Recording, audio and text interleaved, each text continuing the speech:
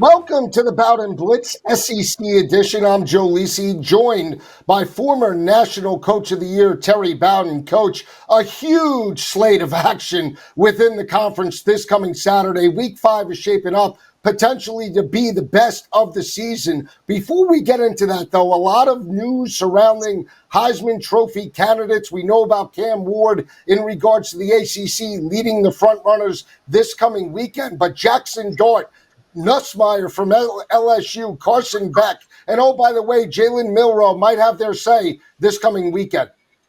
Oh, and yours, if he gets healthy and they run the table, you got to throw Texas back in there. So many of the quarterbacks in the SEC are in contention for the Heisman Trophy. And like I said earlier, I think Cam Ward is probably leading the entire country. But I like to throw Jackson Dart in there because they have an offensive style that's going to give him incredible numbers. They also have a schedule that's going to allow them to very, very well play for a conference championship. When you can put incredible numbers on the board because they play so fast and they attack so aggressively downfield, and you put that with a schedule that allows you to win, I can see him being a front runner. But the thing that you got to remember is that all these quarterbacks play against each other. I think it would be hard to play one Heisman candidate against another and then the losing quarterback have a chance to beat the other out for the Heisman Trophy. So there's so many games that have to play between all these SEC quarterbacks, and they are great quarterbacks. These games that have to be played between them, they're going to determine a lot of these factors about which one's going to be a candidate, because you can wipe the other one out just by beating him in head-to-head competition. Oh, absolutely. And to your point about Jackson Dart already having a fantastic season, completing 79% of his passes, over 1,550 passing yards, 12 touchdowns, 2 interceptions, has also pounded the rock and ran the football with 6 rushing touchdowns. This is an Ole Miss offense, Coach, averaging 55 points per game. On the defensive side, they're only giving up 5. They do have a difficult matchup this coming Saturday against the Kentucky Wildcats. We saw Kentucky challenge Georgia a couple of weeks ago as a 24.5-point underdog, lost that matchup by 1 point. They're now catching 17.5 on the road in the Grove. This is a series, Coach, over the last 3 meetings has only been decided by a total of 7 points. If Jackson Dart could step up, get the win, and potentially get the cover against Kentucky, he might catapult him right there with Cam Ward in terms of a Heisman Trophy frontrunner. Yeah, I think so. I think part of the interest with Jackson Dart is his incredible statistics. You know, all these other quarterbacks are trying to get it up to 70% completion. He's at 80%. He's doing a phenomenal job of putting up numbers, not turning the ball over. And they were smart. I mean, Lane Kiffin not only got offensive skill players, he's got a defense that can put his offense right back on the field with the way they're playing. So this will be a big game. Kentucky, and I know I've coached against Kentucky in the SEC as well as when I was at ULM. Some teams match up very well for whatever reason. Some teams match up very well against other teams, and year after year, it's a slugfest every year in regard to who's going to win the game. We'll break down Milrow and Carson Beck. We're going to cover that game in regards to today's episode, but I do want to talk about Garrett Nussmeier for a second. They do get the 17-point win over UCLA. That was a very close game in regards to the first half. We saw Garrett Nussmeier lead his team, throw for over 290 yards in that battle. They get the win, but no cover against UCLA. This is an offense that's outscoring opponents now. Defense still hasn't come around, and they take a hit with Harold Perkins now gone for the year, sustaining an ACL injury. He's got 13 touchdowns, 2 interceptions. If LSU continues to win, and they do it just the way they did last year with Jaden Daniels, could Nussmeier potentially get into the mix for a Heisman Trophy? I think the defense has got to play better. I think the defense has got to make sure they're in a position where the offense can win the game.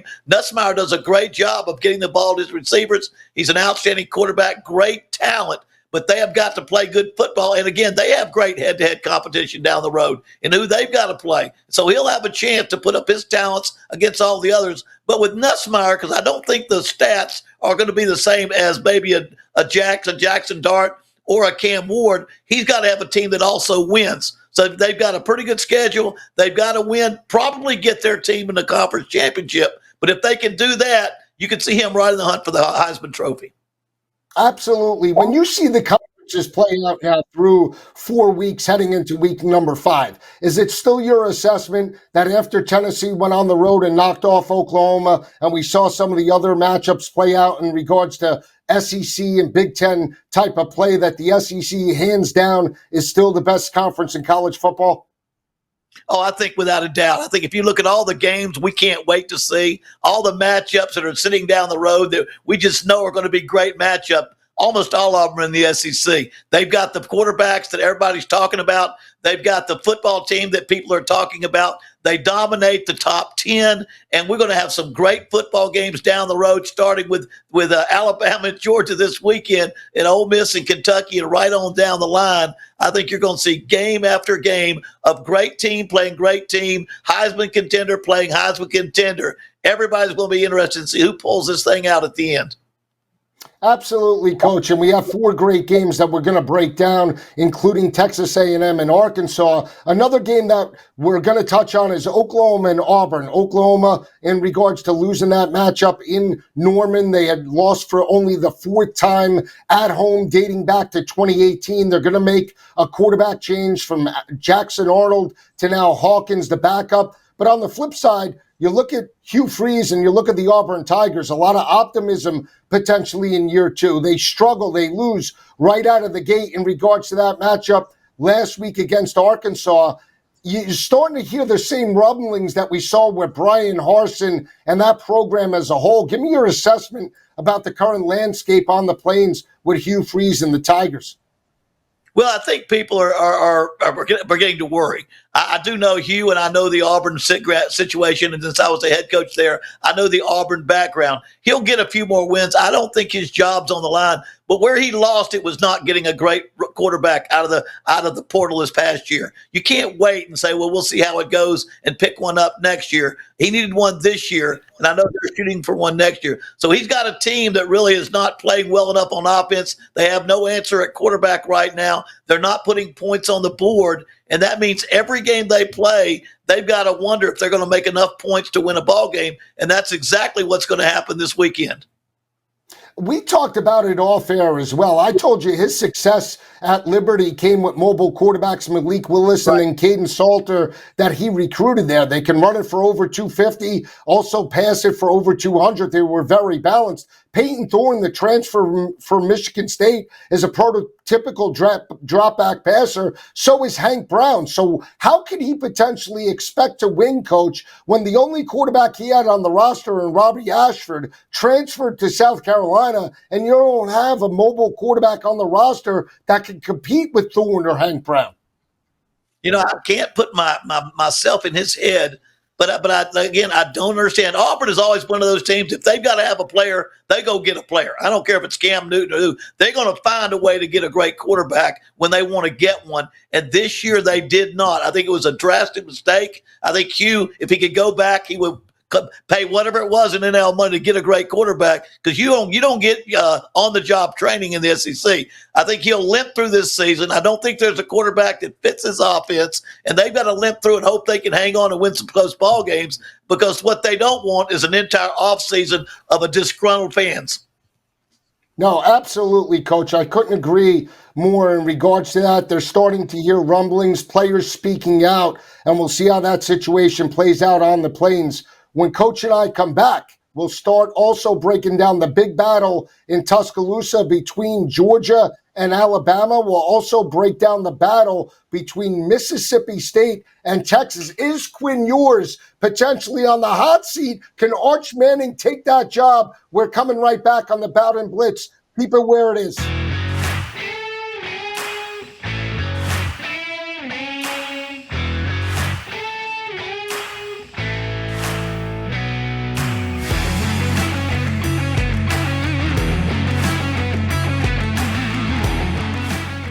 Back on the Bowden Blitz SEC edition, huge slate of action in terms of week number 5. We're going to jump right into it. Battle in Tuscaloosa, rematch of last year's SEC championship game. Georgia on the road in Tuscaloosa. They're laying 2.5. Carson Beck versus Jalen Milrow. Kirby Smart versus Kalen DeBoer. Coach, this is the biggest game for Kalen DeBoer in regards to Alabama. How do you feel he'll step up this coming weekend? I'm kind of anxious to see because no matter what he's been through, wherever he's been, he has never been anything like being in Tuscaloosa, playing Georgia, playing in Tuscaloosa. This game is bigger than anything he's ever coached in, and he'll feel that. So it's going to be an exciting game. Georgia's going to come in ready to play. Alabama is so close. They both are teams. I still think they both look a little less than what they were last year. I think that's a little bit on both teams. Georgia does not look quite as explosive. Milrow has got to run the football more to make them successful, but I see this baby going right down to the wire. Yeah, I do as well. I give the inside edge to Georgia, being that they're on the road, the physicality, the offensive defensive lines. We could break it down as we move through the segment. But the biggest change or difference that I saw in regards to Alabama with Kalen DeBoer as opposed to last year. Remember last year in regards to that offensive line, they allowed 46 total sacks, one of the highest levels in terms of productivity, yards, sacks allowed under Nick Saban, right? They've buckled down 6 sacks allowed through 4 weeks, but they're pounding the rock and running the football much more consistently. 238 yards on the ground in terms of their opponents. They're averaging well over 5 yards per carry compared to last year, 4.3. That's a significant increase in terms of the continuity of the offensive line. How important is that factor? Alabama's ability to run the football against a very good front seven in Georgia going to play out for whether they win this matchup. Well, I think that they have to be able to run the football. And I mentioned that it needs to be Milrow, too, because I see he's one guy that can give you running yardage that has nothing to do with how well they play run defense, because he'll get it from scrambling. He'll get it from them being out of a lane. It's him getting something when they're really trying to stop a pass, and he does it with his legs. I think that's the key. Now, they're going to have running plays designed for the quarterback, but I think the X factor will be how much big yards can he get when they play man coverage, turn their back to the quarterback, and open up a lane or two where he can jump in and make big plays, because he's one of the better running quarterbacks in the country. Well, if you're Georgia right now, right, Carson Beck completing 68% of his passes. He's thrown for 7 touchdowns, no interceptions, had the breakout in regards to the second half against Clemson where he challenged them vertically over the top. Really hasn't had to do that, especially got into a lower scoring game on the road in Lexington. And this is an Alabama secondary coach that's only given up 115 passing yards per game. They're holding opposing offenses to 16% in terms of third down conversions, but they played the likes of Byron Brown and USF, a run-heavy offense. They also played Wisconsin, which doesn't throw it vertically, along with Tyler Van Dyke getting hurt in that matchup. They were on a backup. So if you're Georgia, do you try and attack Alabama over the top to strike early and put the pressure on Milrow? You must add that to your offensive game plan. When I talk about explosive plays, Georgia just has not had the explosive plays this year that they've had in their national championship year, especially last year. But I believe you got to manufacture those big plays. And when I say manufacture, I'm talking about a coach calling a deep ball, saying this is where you're primarily going to throw. You've got to call those. Now, it goes with the running attack. It goes with good recognition from the press box. But you've got to manufacture explosive plays. You might get a guy to break a tackle 2 yards past the line of scrimmage and go 60 when he makes a safety miss. But a coach has to understand that if you're going to get big explosive plays, you got to call those kind of plays to get those to happen. So I think that's got to be a part of their offense, because as well as you can run the football, and the biggest factor at Milrow is running the football, Georgia's a different animal. They've won 40 straight regular season games, and until they lose one, I can't really pick against them as long as they're doing that. On the other hand, you got a Smart that's 1-5 versus Alabama. Well, he's not really 1-5 versus Alabama. He's 1-5 versus Saban, and that's a whole different thing. So again, I think we've got to go try to manufacture explosive plays. We've got to be a little more explosive with Georgia, because you just can't pound the rock and do nothing else and win close ball games. And when you look at Milrow, Coach, 6 rushing touchdowns in regards to this year. He's only thrown for 590 yards through the air. He's a versatile quarterback, very athletic, possibly the most athletic quarterback Georgia might see in regards to the regular season. How important is Jalen Milrow, not just in terms of the passing game, but the RPO game, to get him out in space, especially on the edge, an important factor for Kalen DeBoer to potentially work off of play action? Well, it's going to be critical. We've seen a couple of games in the past, South Florida and some other games, where I mean, that was the only thing you had to do. You had to give him the ball because nothing else was working. But I think if you mix it early, you get him throwing the ball downfield some, you get him running the football, maybe more importantly, sitting back in the pocket. When a lane opens up, scrambling for more yardage, you get him doing all those things. It gives Alabama a much better chance to win. And I think that Alabama must have a great game out of Milrow, whereas Carson Beck can just have a good, solid game where he manages the offense, and Georgia can win. I think Milrow actually has to go out there and win the game for Alabama. And we talked about the Heisman Trophy in regards to the top of the show. We brought up Nussmeier. We brought up Jackson Dart. And I feel like Carson Beck is in perfect striking distance. Should he get the win on the road in Tuscaloosa in a couple of weeks, he'll be on the road to challenge Texas. How important is that if Beck steps up this coming Saturday and knocks off Alabama and then knocks off Texas? Would you consider him right there with Jackson Dart and Cam Ward? Well, I think he's got to take his team to the conference championship. I don't think Georgia, very much like Michigan last year, they're not going to get the numbers out of a quarterback that maybe a Miami will or an Ole Miss will, just because of their style of play. And they want to run the football. They want to play great defense. They don't necessarily want to speed it up. But I do believe Carson Beck has got to lead them to the conference championship and win these ball games, because unlike LSU last year, he's not going to have the offensive stats of one of these phenoms that runs and throws and does everything by himself. He's going to be a part of the answer, a part of the offense. And so the important thing for him, whether it be Georgia, whether it be Texas, whether it be Ole Miss, that they go out there and win those football games. Coach, we see in Mississippi State on the road this coming weekend against Texas. They've lost 3 straight. They're catching 37.5. We saw Texas knock off UL Monroe 51-3. Arch Manning playing very well in the scheme. Any shot the Bulldogs could keep it within the number. Saturday night in Austin.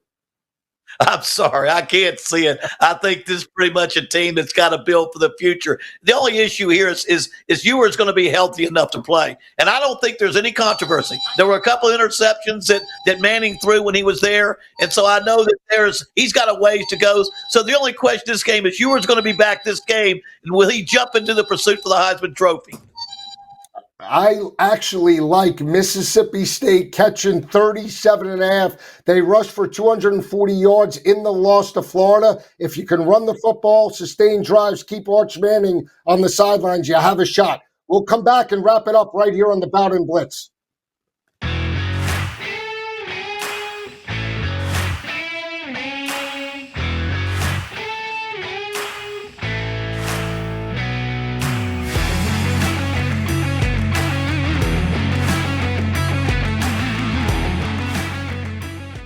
Back on the Bowden Blitz SEC edition, final 2 games on the docket, and they're pretty good ones, Coach. Big battle, arch rivalry game from the days of the Southwest Conference. We got Texas A&M squaring off against Arkansas. Arkansas did get the road win over Auburn, 24-14 as a 3.5-point dog. We saw Texas A&M get by Bowling Green, 26-20. They get the home win, but no cover. Texas A&M coaches won 11 out of the last 12 meetings within the series. They got the victory last year by double digits, but I have to be honest, Sam Pittman, those Arkansas Razorbacks are playing very well. I actually like them in this matchup to strike the upset. I really do too. Arkansas is a team that I've kind of felt like they are a lot better than we have given them credit. You know, we call Sam Pittman dead man walking. What a terrible thing to say, but everybody felt that after last year, his job was almost too hard to save. But, you know, if they beat Oklahoma State, and they should have beat them, I think they're a top 15 team right now. They run the ball incredibly well. Taylon Green, a great running quarterback, 6'6". He's got a great stride. I mean, I love the way they run the football, and because they do, I think they're going to take this game and be able to run it better than Texas A&M. With Wigman hurt and them going to their second quarterback, and I do think their second quarterback at Marcel Reed gives them the best chance to win this ball game in the way he runs the football as well. I just like Arkansas. I just think they got a chance to have a really good season, and this game's going to be an important one because it's an old rival. It's at a neutral site, and it's one they really need to win. Absolutely. And when you look at the preseason expectations for Arkansas, they weren't very high because they lost their former quarterback, KJ Jefferson, to UCF. He has them rolling. But this is still a run heavy offense in terms of the Razorbacks, averaging 240 yards on the ground against opposing defenses. And they're very solid on the defensive side of the ball, at least through 4 weeks, holding opposing offenses, coach, to only 82 rushing yards per game. Taylor Green has played very well, 4 touchdowns, 4 interceptions, but he's an added dimension as well in terms of the RPO game. He's more experienced than Marcel Reed. Marcel Reed is a freshman, only completing 56% of his passes, even though he's thrown for 6 touchdowns and no interceptions. This is a different animal. Neutral field rivalry game. I think turnovers will be critical, and that's why I think Arkansas does strike the upset. Not only that, but if Arkansas could get to 6 wins, 7 wins by midseason, Right. Sam Pittman saved his job, didn't he? I think without a doubt he saved his job. The more he gets, and this is a big one, and you mentioned it before, this is an old rivalry. For Arkansas to knock off Texas A&M, it's big to the old guard at Arkansas when they can compete against Texas A&M and win the football game. And they love to run the football at Arkansas. That's what they love doing. They've been going back to the old wishbone days and days when they ran the option. This team is about running the football. And remember, if your quarterback can run it but not throw it, as long as you're aware of that and you build your offense around the RPO and the running of the football, that's fine. As long as you know what you are, then be what you are. And I think Arkansas right now, the way they run the football, the way they stop other people from running the football, they know what they are.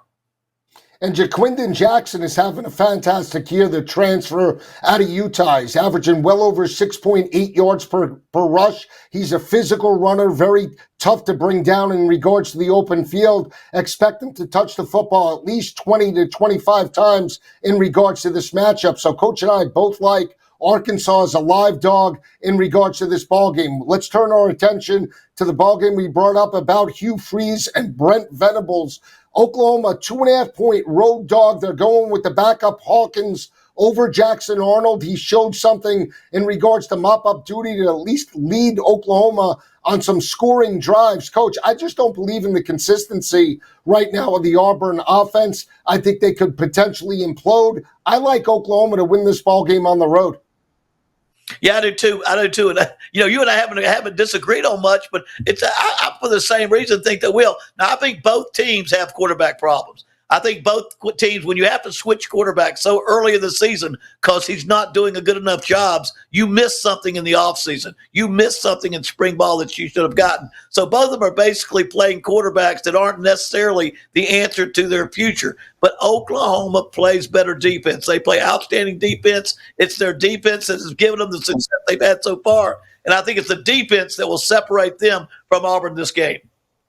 I like Oklahoma, but I also believe there will be points, turnovers, and to Coach's point, I like the defense of Brent Venables to rebound and get the win on the road in Auburn. Coach and I are going to be with you all season long, breaking down the SEC. For Coach Bowden, I'm Joe Lisi. Have a great weekend, everyone. We'll see you next week.